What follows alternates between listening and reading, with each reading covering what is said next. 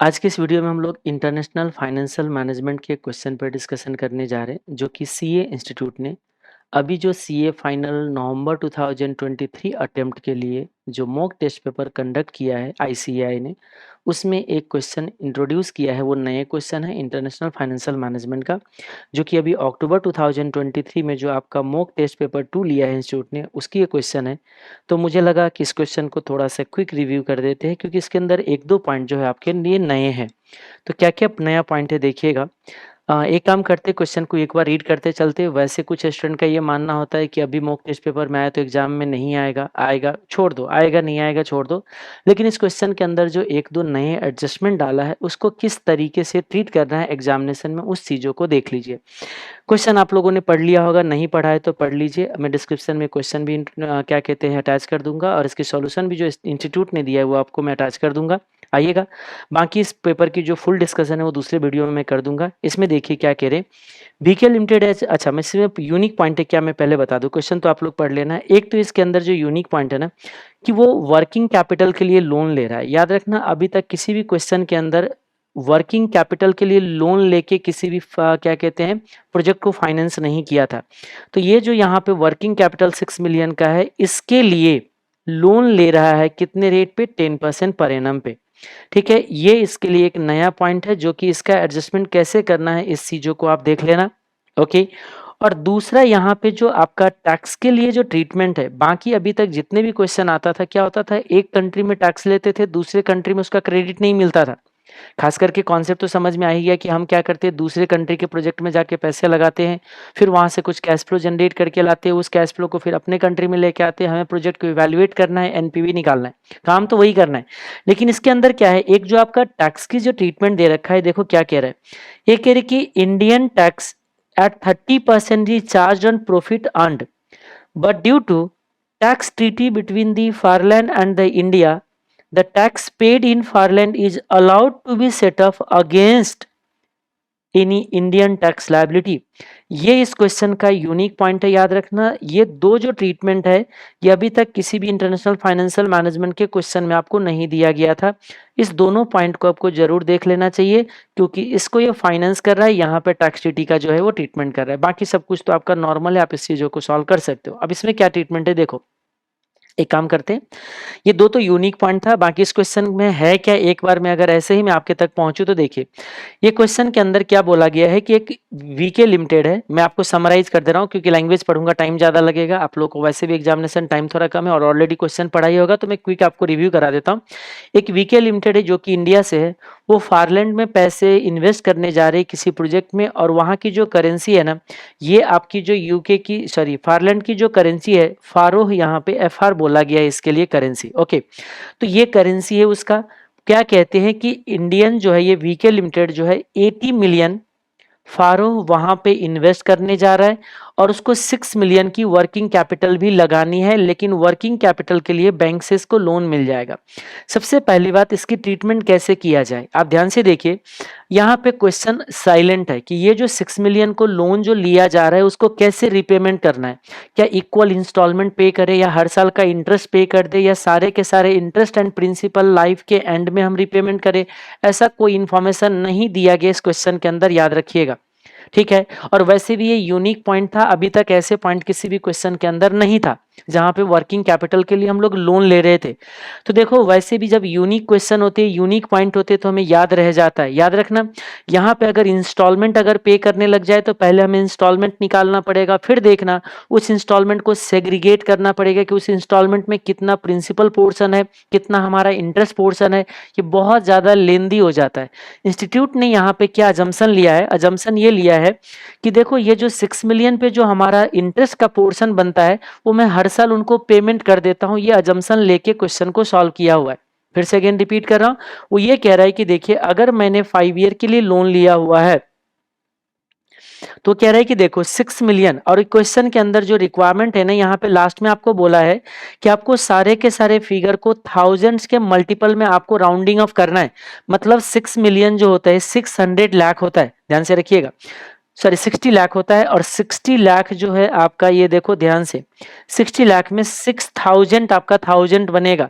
तो ये देखो जो 6000 जो आपने लोन ले रहे हो उसके लिए इंस्टीट्यूट ने क्या अजम्पशन लिया है, क्योंकि अजम्पशन ये, क्योंकि क्वेश्चन में कुछ लिखा नहीं है, कहते देखो 600 का इंटरेस्ट मैं हर साल उनको पेमेंट कर दूंगा, और यहाँ पे जाके हम उसको जो ये 600 का लोन था वो भी हम लोग 6000 का लोन भी रिपेमेंट कर देंगे। ये जो लोन का रिपेमेंट है लाइफ के एंड में करेंगे और हर बार इंटरेस्ट देंगे। अब कुछ के दिमाग में आता है सर कि ये सिंपल इंटरेस्ट पेमेंट करेंगे क्या? याद रखना, सिंपल इंटरेस्ट पेमेंट नहीं हो रही है, क्योंकि आपने एक चीज देखा होगा कि कंपाउंड तो तब बनती ना जब ये इंटरेस्ट पेमेंट नहीं होती। जब ये इंटरेस्ट पेमेंट कर दिया है तो आप मुझे बताइए, वैसे भी ये इंटरेस्ट को प्रिंसिपल पे ऐड करने का कोई हक बनता नहीं है।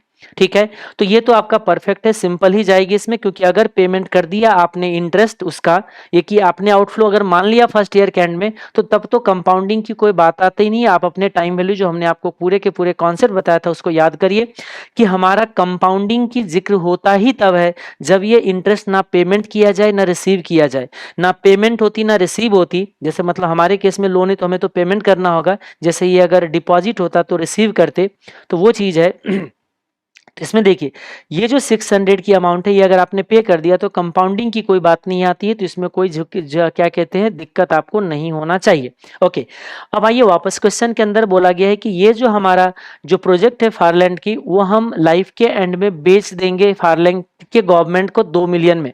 तो ये एक तरीके से हमारे लिए सैल्वेज बच जाएगा, याद रखना, एक तरीके से क्या हो जाएगा हमारे लिए, सैल्वेज सा रिकवरी हो जाएगा। ओके, अब यहाँ पे बोला गया क्वेश्चन के अंदर जो हम पैसे यहाँ पे प्रोजेक्ट जो लगा रहे हैं उससे हर साल हमारा जो कैश इनफ्लो आने वाला है वो 30 मिलियन आएगा, लेकिन इसमें इन्फ्लेशन का एडजस्टमेंट नहीं है, इन्फ्लेशन का एडजस्टमेंट करना पड़ेगा। तो आप क्या करोगे, जब ये कैलकुलेशन करने जाओगे तो आप हर साल का, जैसे कॉलम होते हैं हर साल का बना लेंगे, और फर्स्ट ईयर के कैश फ्लो में जो है आपका 30 नहीं आएगा, 30 मल्टीप्लाई बाय 1 प्लस जो इन्फ्लेशन होता है वो लेंगे, फिर इसमें 1 प्लस 0.08 का पावर 2 जाएगा, या आप ऐसे भी कर सकते हो, ये जो अमाउंट आया उसमें फिर से 8% बढ़ा दो, यहाँ के अमाउंट में फिर 8% बढ़ा दो। इस तरीके से आपको इन्फ्लेशन का इम्पैक्ट डालना है, यानी कि वो कह रहे हैं कि ये जो हमारा कैश फ्लोज है वो कैश फ्लोज है इन्फ्लेशन से पहले की, 8% का इन्फ्लेशन वहां चल रहा है। डिप्रिसिएशन बोला गया है कि आपका 20% जो है ना उस एसएलएम है, 20% एसएलएम है, आप क्वेश्चन पढ़ते रहिएगा। तो उस केस में क्या हुआ, ये जो आपने 80, याद रखना जो डिप्रिसिएशन चार्ज होते हैं कभी भी वर्किंग कैपिटल पे नहीं होते, वो किस पे होता है, जो हमारा इनिशियल इन्वेस्टमेंट है उस पे होता है। तो 80 मिलियन का अगर आपका इन्वेस्टमेंट है, एक तरीके से देखा जाए तो ये आपका बनता है 800 लाख बनता है, ध्यान से रखना 800 लाख बनेगा। तो इसमें से 3 जीरो हटा देना तो 1000 के मल्टीपल में आ जाएंगे, यानी कि आपका 80,000 का इन्वेस्टमेंट है। तो 80,000 यानी कि 80 है तो उसमें 1000 लगा दो, यहाँ पे कितना था 6, तो 6000 लगा दो। ओके, जितने मिलियंस है उतने में 1000 ऐड करते जाइए, उतना आपका क्या बन जाएगा 1000। तो ये जो है आपका देखिए 80,000 का 20% अगर आपका लोगे तो ये 16,000, यानी कि मिलियंस में तो ये 16,000 जो है ना, इतने का आपका डिप्रेशन हो जाएगा। तो कोई दिक्कत नहीं, कैश फ्लो निकालते टाइम इतने का डिप्रेशन माइनस करना, डिप्रेशन ऐड करना, एक तरीका ये होता है। दूसरा तरीका क्या होता है कि आप पहले कैश सारे के सारे टैक्स माइनस करके बाद में जाके डिप्रेशन का टैक्स सेविंग ऐड कर दो, वो सब तो नॉर्मल चीज़ है, इसमें कुछ नया नहीं है। ठीक है, तो हो गया। अब यही सारा चीज आपको कर रखा है, क्वेश्चन मैंने समझा दिया। हाँ, एक और भी चीज पॉइंट क्या दे रखा है कि ये जो वीके है ना इंडिया में, अगर क्योंकि ये एक्सपोर्ट कर रहा है, याद रखना, अगर यहाँ पे आप प्रोजेक्ट नहीं लगाते, अभी तो आप प्रोजेक्ट ही लगा दिए फारलैंड में, अगर ये प्रोजेक्ट यहाँ नहीं लगाते तो तब भी तो आपके कस्टमर होंगे ना वहां पे। तो उस कस्टमर को जब हम एक्सपोर्ट किया करते थे तो हम हर साल 8 लाख रुपीज का पर ईयर में नेट ऑफ टैक्स हम इतना इनकम जनरेट करते थे उनसे, किनसे, जो एक्सपोर्ट करते थे। आप सोचो जब आप फारलैंड में अगर आप अपना प्रोजेक्ट इन्वेस्ट करोगे तो फिर या ये वाले जो एक्सपोर्ट किया करता था अब एक्सपोर्ट नहीं करोगे, क्योंकि वो सारे सेल आप वहीं से एग्जीक्यूट करोगे। तो उस केस में ये आपका अपॉर्चुनिटी लॉस हो जाएगी ड्यू टू दिस सब्सिडियरी, जो आपने वहां पे लगा रहे हो प्रोजेक्ट, जो सब्सिडियरी स्टैब्लिश कर रहे हो, उस सब्सिडियरी की वजह से आपको क्या होगा, यहाँ पे इतने का लॉस होगा। तो हम लोग इसको पैसे का ना आना भी जाना होता है, इस हिसाब से इसको हम लास्ट में जाके आउटफ्लो ट्रीट कर लेंगे, और ये cash flow, net cash flow निकालने के लिए इसको आउटफ्लो कंसीडर करेंगे। ठीक है, और इसमें भी इन्फ्लेशन 3% दिया गया, क्योंकि ये जो है इन्फ्लेशन को एक्सक्लूड करके। तो यहाँ पे जो फर्स्ट ईयर के आपके जो कैश फ्लो जो मिस किया वो निकालना है, तो 800 नहीं होगा 800,000, क्योंकि 3% से इन्फ्लेशन ऐड करते चलना है। तो इसमें आपको 800 प्लस 3% कर दीजिए, फर्स्ट ईयर का आ गया। फिर जो अमाउंट है उसमें प्लस 3% कर दिए, सेकेंड ईयर का आ जाएगा। लेकिन याद रखना हमेशा राउंडिंग ऑफ करते हुए चलना है, तो ये भी आपको आउटफ्लो कंसीडर करना पड़ जाएगा। ठीक है, तो अब रह गई सवाल क्या, देखिए क्वेश्चन तो आपको समझ में आ गए, सारा कुछ दे रखा है, इनफ्लो भी दे रखा है, तो आप ये चीज कैलकुलेशन कर लीजिए। अब जब जाओगे सॉल्यूशन में तो इसको क्या कर रखा होगा, इसमें आपको 8% से इन्फ्लेशन ऐड करके ये रहा, देखिए सबसे पहला काम क्या करा, कैश इनफ्लो फ्रॉम ऑपरेशन, जो आपका फारलैंड से आ रहा है वो आपके ये 8% का इन्फ्लेशन ऐड करते हुए ले लिए, डिप्रेशन माइनस कर दिए, इंटरेस्ट माइनस कर दिए, क्योंकि इंटरेस्ट जो आपका हर ईयर का 600 ले रखा है। प्रॉफिट बिफोर टैक्स आ गए, फारलैंड की टैक्स जो है आपका 30% था, शायद उधर का टैक्स, नो 20% का टैक्स था, याद रखिएगा। फारलैंड की जो टैक्स थी आपका 20% था, ये देखो यहाँ पे जो टैक्स जा रही थी 20%। अब ध्यान से सुनिएगा, यही ट्रीटमेंट आपको जानना है, क्योंकि फारलैंड में उसने कितना परसेंट टैक्स दिया बताइए, उसने 20% टैक्स दिया, जबकि इंडिया में इसको कितना परसेंट टैक्स देना था, 30%। जबकि इसने क्या बोला है कि आपको जितना टैक्स दे दिया है ना उसको क्रेडिट आपको अलाउ कर दिया जाएगा, जितना आपकी टैक्स लायबिलिटी बनता है इंडिया का, उसमें से वो वाले 20% आपका अलाउ हो गया। मतलब ध्यान से सुनिए क्या कहता है, इंडिया में क्या कहते हैं कि आपको 30% टैक्स देनी चाहिए थी, लेकिन आपने कितना टैक्स दिया वहां बताइएगा, 20%, तो 10% टैक्स मुझे और एक्स्ट्रा दे दो। तो ये देखो यही चीज आपका यूनिक है, ये जो प्रॉफिट बिफोर टैक्स जो निकल के आई है, हाँ जी ये रहा प्रॉफिट बिफोर टैक्स, इस पे सही मायने से में इंडिया में 30% का टैक्स देना चाहिए था, यानी कि इस पे आपको 30% टैक्स देना चाहिए था। 15,800 मल्टीप्लाई बाय 30%, तो ये देखो 4740 का टैक्स पेमेंट करना बनता था, लेकिन आपने पे टैक्स कितना पे किया है वहां पे 3160, मतलब डिफरेंस कितना रह गया, वो टैक्स आपको इंडिया में पेमेंट करना पड़ जाएगा।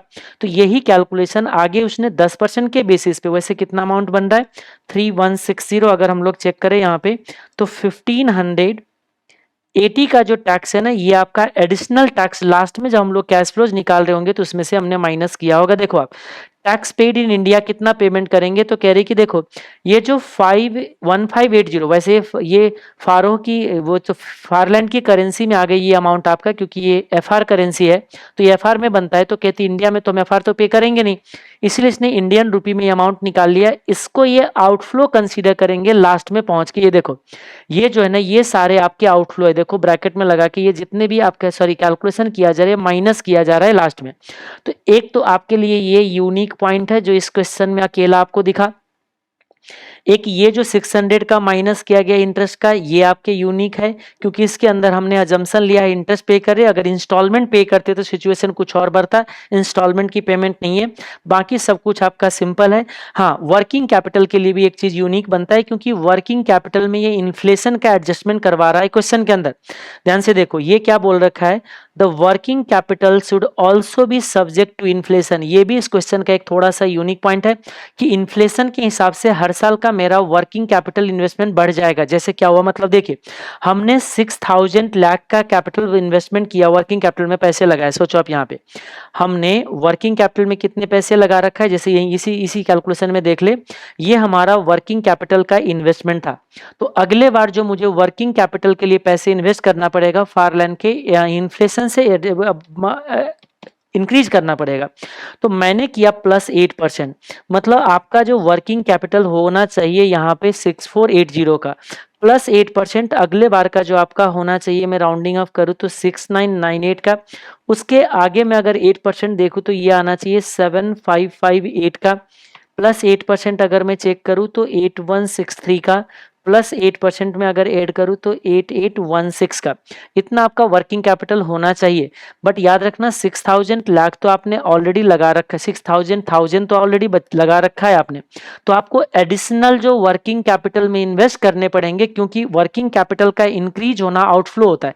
सोचो आपने स्टार्टिंग में इतने पैसे लगाया, 1 ईयर के एंड में इतना वर्किंग कैपिटल आपका बनता है, तो मुझे बताइए इतने पैसे आपने इन्वेस्ट किया होगा तभी तो यहाँ पहुंचा, मतलब आपको एडिशनल आउटफ्लो कितना करना पड़ा, याद रखना change in out working capital additional outflow बनता है जो कि आपका 480 का है।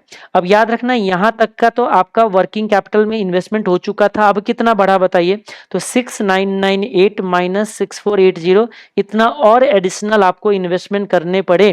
तो ये भी यहाँ पे आपको देखो 480 518 ये सब आपको यहाँ पे आउटफ्लो कंसीडर करा होगा, देख रहे हो 518 इस तरीके से ये सारे के सारे आउटफ्लो हो गए।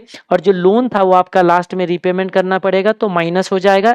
ये जो -6000 है ना, ये हमने लोन लिया और वर्किंग कैपिटल में लगा दिया, इसलिए इनिशियल लेवल पे कोई आउटफ्लो नहीं होता है। कुछ लोगों का ये भी कहना था, कुछ एक दो स्टूडेंट का मैसेज किया था कि सर ये कैलकुलेशन क्या इंस्टीट्यूट गलत नहीं कर रहा है, ये बताइए 86,000 होना चाहिए। बिल्कुल नहीं, इंस्टीट्यूट को ये लिखा जरूर है लेकिन ये कैलकुलेशन परफेक्ट, इसमें कोई मिस्टेक नहीं है। क्योंकि मैं बता दूं, आपने जो वर्किंग कैपिटल में लगाए हो ये आपका 6000 आया भी है, ये दूसरी बात है कि यहाँ मेंशन नहीं कर रखा है इंस्टीट्यूट ने।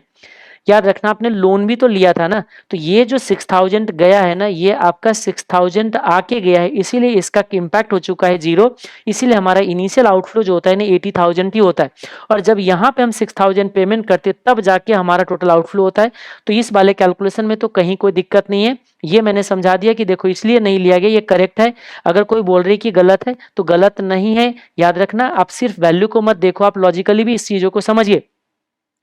फिर रेट के अंदर एक और भी बात मैंने बताना था, ये देखो क्वेश्चन के अंदर क्या बोला गया है कि फारो is expected to depreciate against INR by 5% per year. देखो रेट कैसे दिया है। अच्छा, एक और भी प्रॉब्लम इस क्वेश्चन के अंदर, रेट के अंदर क्या है देखना, यहाँ पे बोला गया है ₹1 का जो आपका यानी कि आईएनआर 1 का है, फारो कितना है 2.5 का। और क्वेश्चन में बोला गया है कि फारो is expected to depreciate against INR, यानी कि ये करेंसी डेप्रिसिएट हो रहा है।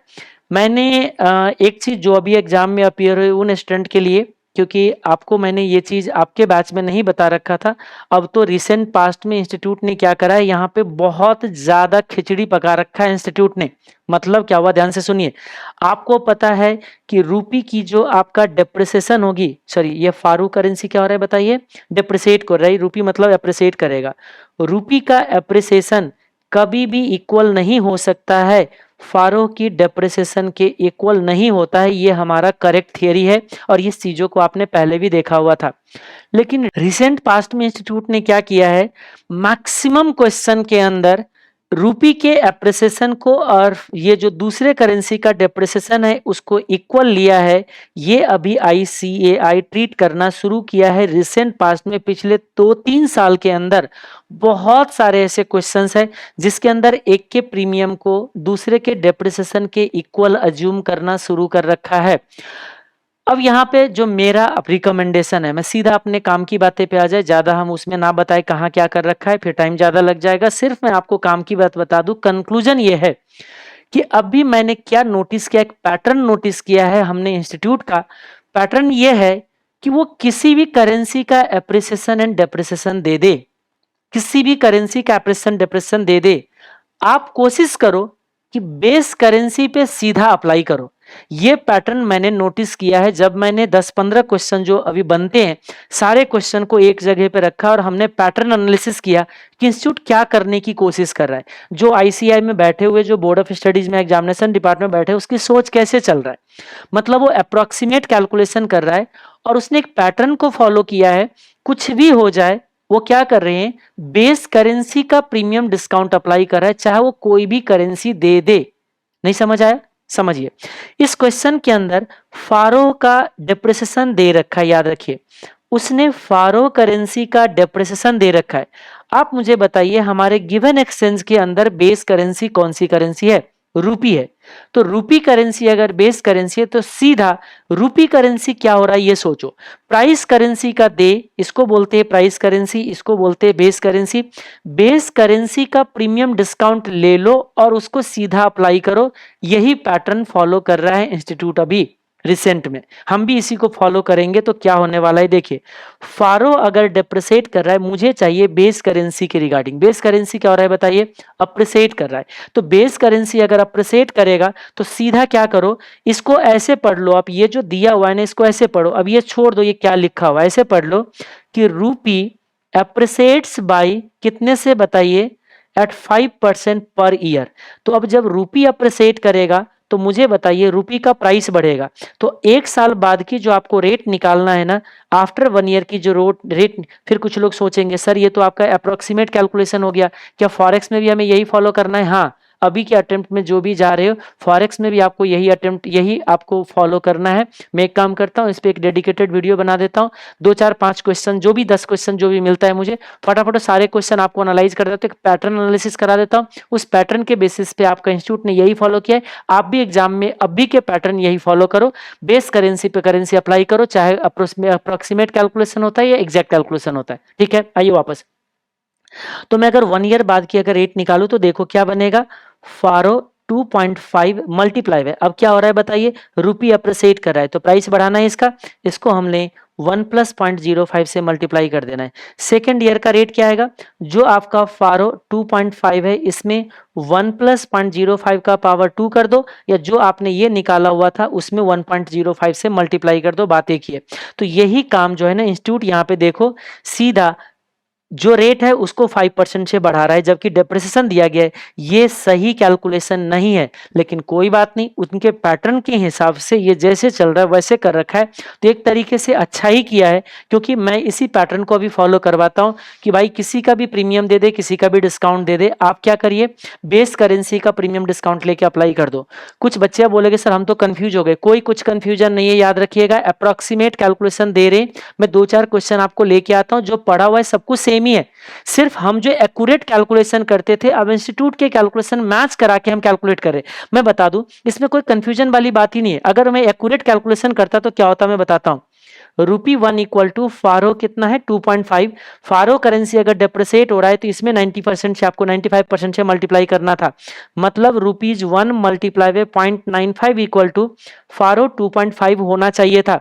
यहाँ पे ₹1 का जो सही एक्यूरेट आंसर आना चाहिए था 0.95, लेकिन इंस्टीट्यूट ने ये ना करके सीधा इसमें मल्टीप्लाई करे, तो ठीक है ना, पैटर्न को फॉलो किया है, हम भी पैटर्न को फॉलो कर लेंगे, बेस करेंसी का प्रीमियम डिस्काउंट अप्लाई करेंगे। ठीक है, चलो जल्दी से बढ़ते हैं, ये आपका रेट आ गया। अब ये जो अमाउंट दे रखा है इस अमाउंट को, अच्छा सॉरी वो तो टैक्स वाले निकाल लिया कि जो टैक्स का डिफरेंस था 10%, ये भी आउटफ्लो कंसीडर करेंगे।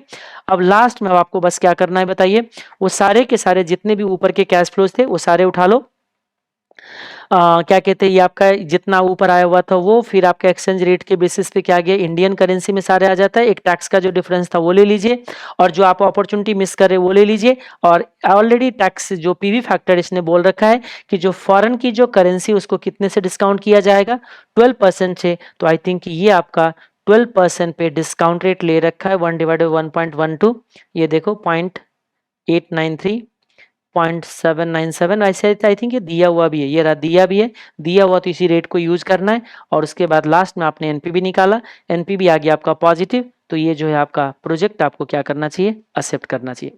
ध्यान से रखिएगा, ये क्वेश्चन थोड़ा नया था, 2-3 पॉइंट इसमें नए थे, मैं ये नहीं कह रहा हूँ कि यही क्वेश्चन एग्जाम में आएंगे, लेकिन इसके जो 2-3 आपका जो एडजस्टमेंट थी वो जरूर आपको देख के जाना चाहिए, क्योंकि ये एडजस्टमेंट किसी भी पुराने क्वेश्चन में भी ऐड कर सकते हैं, तो इस टाइम पर ये ना लगे कि हमारा कुछ रह गया।